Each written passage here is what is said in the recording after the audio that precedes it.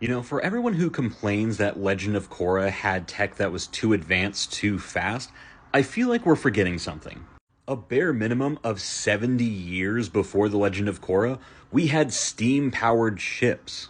What's really interesting about the Avatar universe is that it really seems like technology progressed at a much faster pace than you might expect because of bending. But with firebending and later on lightning bending accelerating the progress of technology, earthbending seemed to slow it down at exactly the same time.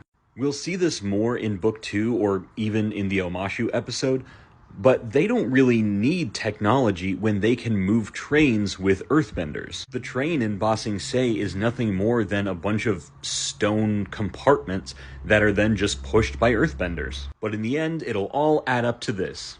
But another thing I noticed but didn't pay attention to was how pale Zuko is. I know this is partly to make it very clear that he's the bad guy, the villain, but I think it's possible it might go deeper.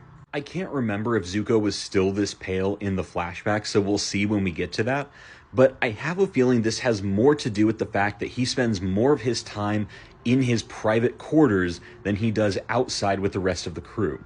He probably tries to meditate, he broods, he's angry, and he does not get along with nor want to have anything to do with the rest of the crew. So really the only time he's outside is when he is firebending training or looking for the Avatar. So either I'm looking too deep into it or they did a lot more visual storytelling than I even remember.